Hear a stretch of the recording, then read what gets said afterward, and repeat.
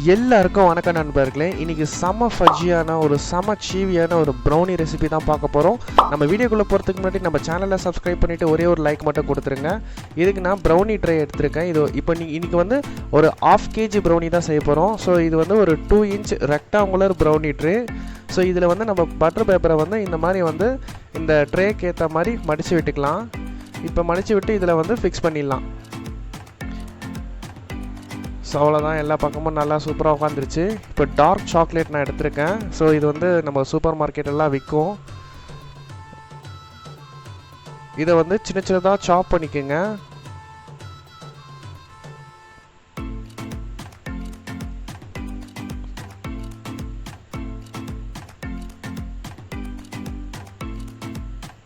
So இந்த மாதிரி சின்ன சின்னதாக சாப் பண்ணிக்கோங்க. ஸோ டார்க் சாக்லேட் இல்லைனா மில்க் சாக்லேட்லேயும் பண்ணலாம். ஆனால் டார்க் சாக்லேட் பண்ணலாம் தான் உங்களுக்கு நல்லா டேஸ்டியாக இருக்கும். இப்போ நம்ம வந்து டபுள் பாயிலிங் மெத்தடில் சாக்லேட்டை மெல்ட் பண்ண போகிறோம். ஸோ அதுக்கு பாயிலிங்க்கு ஏற்ற மாதிரி கொஞ்சம் தண்ணி ஊற்றிக்கிட்டு கேஸை லோ ஃப்ளேமில் தான் வச்சுக்கணும். இதில் 1 கப் அளவுக்கு சாக்லேட் வந்து ஆட் பண்ணிக்கிட்டு 1/2 கப் அளவுக்கு பட்டர் ஆட் பண்ணிக்கோங்க. சாக்லேட் வந்து நம்ம சாப் பண்ணதுக்கப்புறம் 1 கப் வந்து அளவு எடுக்கணும். பட்டர் வந்து இந்த மாதிரி கட்டியாக இருக்கும் போது 1/2 கப் வந்து எடுத்துக்குங்க. எடுத்துகிட்டு இதை வந்து கொஞ்சம் கொஞ்சமாக ஸ்லோவாக வந்து மெல்ட்டாக ஆரம்பிக்கும். அதை வந்து மிக்ஸ் பண்ணிகிட்டே இருங்க.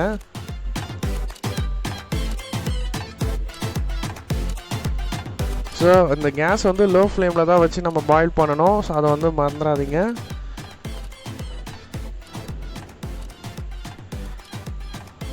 நல்ல ஒரு லிக்விட் கன்சிஸ்டன்சி வர வரைக்கும் நம்ம வந்து சாக்லேட்டை நல்லா மெல்ட் பண்ணிக்கணும்.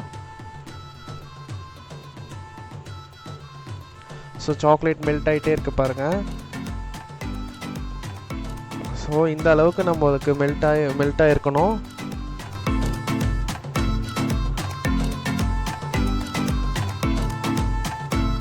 ஸோ இப்போ இது வந்து நம்ம ஓரமாக கொஞ்சம் ஆற வச்சிடலாம். இப்போ வந்து ட்ரை இன்க்ரீடியன்ஸை வந்து நம்ம இப்போ மிக்ஸ் பண்ணிக்கலாம். இதில் 1 கப் வந்து மைதா எடுத்துக்கிட்டு அதில் 1/4 கப் வந்து மைதாவை எடுத்துடணும். எடுத்துகிட்டு மீதிக்கு அந்த 1/4 கப் அந்த அளவுக்கு கொக்கோ பவுடர் வந்து ஆட் பண்ணிக்கணும். ஸோ 3/4 கப் மைதா, 1/4 கப் கொக்கோ பவுட்ரு. இதில் 1/2 டீஸ்பூன் பேக்கிங் பவுடர் ஆட் பண்ணிக்கோங்க. இப்போ இதெல்லாம் வந்து அந்த கட்டிகள் இல்லாத அளவுக்கு நல்லா ஜலிச்சு எடுத்துக்கணும்.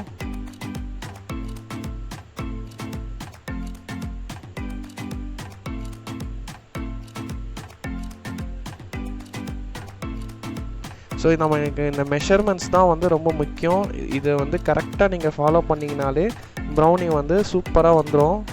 ஸோ இதை நல்லா மிக்ஸ் பண்ணி விட்டுக்குங்க இந்த மிக்சரை.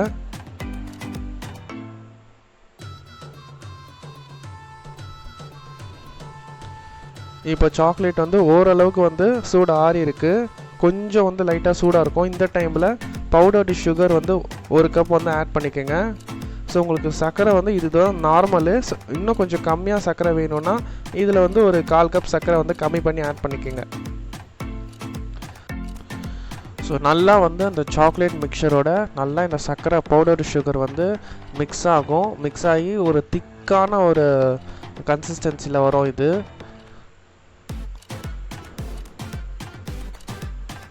ஸோ எல்லா பக்கமும் இருக்கிற சர்க்கரையும் நம்ம வந்து எடுத்து இந்த மாதிரி வந்து இந்த மிக்சரில் ஆட் பண்ணி நல்லா மிக்ஸ் பண்ணிக்கோங்க. மிக்ஸ் பண்ணிவிட்டு இது வந்து இப்போ கொஞ்சம் வந்து சூடை வந்து கம்ப்ளீட்டாக ஆறி இருக்கணும். ஸோ அது மட்டும் செக் பண்ணிக்கோங்க. ஸோ அதுக்கப்புறம் தான் நம்ம அடுத்த இன்க்ரீடியன்ட் இப்போ ஆட் பண்ண போகிறோம். இப்போ கம்ப்ளீட்டாக வந்து ஆறிடுச்சு சூடு. இந்த டைமில் வந்து நம்ம எக்ஸை வந்து ஆட் பண்ணிக்கலாம். 2 எக்கு நம்ம இப்போ ஆட் பண்ண போகிறோம். ஸோ 1 by 1 தான் ஆட் பண்ணணும். ஃபஸ்ட்டு ஒரு எக்கை ஆட் பண்ணிவிட்டு இதை நல்லா விஸ்க் வச்சு நல்லா மிக்ஸ் பண்ணி விட்ருங்க. ஸோ நம்ம சூடு இருக்கும்போது நம்ம எக்கை ஆட் பண்ணிட்டோம் அப்படின்னா நம்மளுக்கு ப்ரௌனி வந்து சாஃப்டாக கிடைக்காது. ஸோ அதனால தான் நம்ம கம்ப்ளீட்டாக ஆற வச்சதுக்கப்புறம் வந்து ஆட் பண்ணிக்கணும்.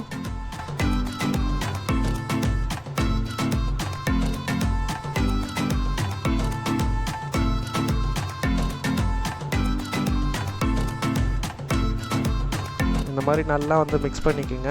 இப்போது நம்ம 2வது எக்கையும் ஆட் பண்ணிடலாம்.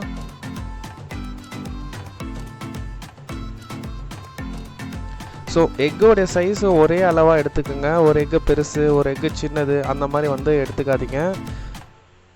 ஸோ அதுவும் நம்மளுடைய கேக்குக்கான சாஃப்ட்னஸை வந்து நம்மளுக்கு குறைச்சிரும். ஸோ அதனால் ஒரே சைஸில் இருக்கிற எக்ஸை வந்து எடுத்துக்கோங்க.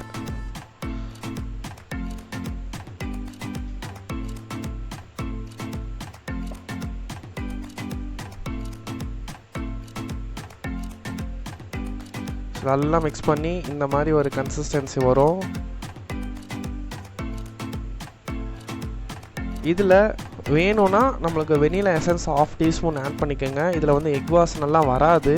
ஸோ நம்மளுக்கு ஜஸ்ட்டு சும்மா வந்து நம்ம வெனிலா ஃப்ளேவர் கொஞ்சம் லைட்டாக வந்து இருந்தால் நல்லா இருக்குன்றதுக்காக நம்ம 1/2 டீஸ்பூன் சேர்த்துக்கிட்டோம். வெனிலா எசன்ஸ் இல்லைனாலும் பரவாயில்ல, அது ஆப்ஷனல் தான். இந்த டைமில் ட்ரை இன்க்ரீடியன்ட்ஸ் ஆட் பண்ணிக்கணும். ஆட் பண்ணிவிட்டு இது ரொம்ப ஜென்டிலாக பொறுமையாக வந்து மிக்ஸ் பண்ணணும். ரொம்ப வேகமாக மிக்ஸ் பண்ணிடக்கூடாது. ஸோ நம்ம ஒரு கேக்கு நம்ம பண்ணும் போதும் ஸோ அதில் இருக்கிற நம்மளுடைய மெத்தட்ஸ் தான் வந்து ரொம்ப முக்கியம். ஸோ இன்க்ரீடியன்ட்ஸ் வந்து எல்லாத்துக்குமே காமன் தான். பட் ஆனால் இந்த மாதிரி நம்மளுக்கு அந்த மிக்ஸ் பண்ணுறது, டெம்பரேச்சர் கரெக்டாக வைக்கிறது, ஸோ இந்த மாதிரி விஷயங்கள் தான் வந்து நம்மளுடைய கேக்கை வந்து சக்ஸஸ்ஃபுல்லாக வந்து கொண்டு வரும். ஸோ மாவெல்லாம் சைட்லலாம் இருந்து எல்லாத்தையும் எடுத்துகிட்டு நல்லா பொறுமையாக இந்த மாதிரி கட் அண்ட் ஃபோல்டு மெத்தடில் மிக்ஸ் பண்ணிக்கணும்.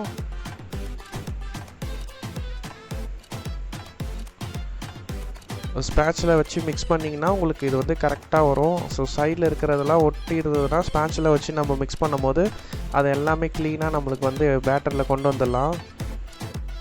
இந்த மாதிரி ரிப்பன் கன்சிஸ்டன்சியில் இருக்கணும் நம்மளுடைய பேட்டரு. இதை வந்து நம்ம வந்து இப்போ ப்ரௌனி ட்ரேயில் ஆட் பண்ணிக்கலாம்.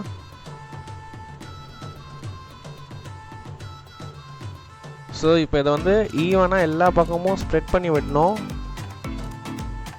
ஸோ இது மறந்துடாதீங்க, ஈவனாக எல்லா பக்கமும் ஸ்ப்ரெட் பண்ணி விட்டிங்கன்னா தான் கரெக்டாக அந்த ட்ரே ஷேப்புக்கு ப்ரௌனி கிடைக்கும். இதில் இப்போது நட்ஸு வந்து என்ன நட்ஸ் வேணாலும் தேவையான அளவுக்கு ஆட் பண்ணிக்கோங்க.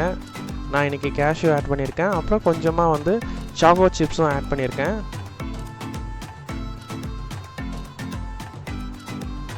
ஆட் பண்ணிவிட்டு இதை வந்து நம்ம வந்து அவனில் வந்து ஒரு 35 to 40 மினிட்ஸ் நம்மளுக்கு பேக் பண்ணி எடுக்கணும். என்னோடய அவனில் வந்து எனக்கு 40 மினிட்ஸ் ஆச்சு. என்னை வந்து 31 லிட்டர் அவனு. ஸோ அதனால் எனக்கு வந்து 40 மினிட்ஸ் ஆச்சு. ஒரு அவனுக்கும் இந்த பேக்கிங் டைம் வந்து மாறுபடும். ஸோ அதனால் நீங்கள் வந்து ஒரு 30 மினிட்ஸ்லேருந்தே வந்து செக் பண்ண ஆரம்பிச்சிருங்க. எவ்வளோ சூப்பராக வந்து நம்மளுக்கு ப்ரௌனி ரெடியாக இருக்குது பாருங்கள். ஸோ இந்த ப்ரௌனி வந்து பேக் ஆனதுக்கப்புறம் உடனே வந்து எடுத்துடாதீங்க. ஸோ அதோடைய கூலிங் டைம் வந்து ஒரு 20 to 25 மினிட்ஸ் வந்து விட்டுட்டு 30 மினிட்ஸ் கூட விட்டுருங்க. கம்ப்ளீட்டாக ஆனதுக்கப்புறம் எடுத்திங்கன்னா தான் உங்களுக்கு உதிராமல் பேப்பர்லலாம் ஒட்டாமல் இந்த மாதிரி பர்ஃபெக்டாக கிடைக்கும். ஸோ இந்த ப்ரௌனி வந்து இப்போ பீஸ் போட்டுடலாம். இந்த ப்ரௌனி மேலே இந்த மாதிரி கொஞ்சம் ஷைனிங்காக இருக்குது பார்த்தீங்களா? ஸோ இந்த மாதிரி வரணும். இந்த மாதிரி வந்தால் தான் இது ஒரு பர்ஃபெக்டான ப்ரௌனியாக இருக்கும். ஸோ எவ்வளோ சூப்பராக இருக்குது பாருங்கள். நம்மளுக்கு ஷாப் ஸ்டைலில் அப்படியே ப்ரௌனி வந்து வீட்லேயே ரெடி பண்ணிட்டோம். இதே அளவுகளோட நான் சொன்ன டிப்ஸ் அண்ட் ட்ரிக்ஸ் எல்லாம் ஃபாலோ பண்ணி இதே மாதிரி நீங்களும் ட்ரை பண்ணிங்கன்னா கண்டிப்பாக உங்களுக்கு வந்து இதே மாதிரி வந்து பர்ஃபெக்டான ப்ரௌனி கிடைக்கும். இது அவ்வளோ ஃபுஜியாக இருந்தது, செம்ம சாஃப்டாக இருந்தது. ட்ரை பண்ணிவிட்டு எப்படி இருக்குன்னு கமெண்ட் பண்ணுங்கள். நம்ம சேனலை வந்து சப்ஸ்கிரைப் பண்ணிவிடுங்க. அடுத்து என்ன பண்ணலான்னு சொல்லுங்கள், பண்ணலாம். நம்ம அடுத்த வீடியோவில் பார்க்கலாம் guys. பாய்.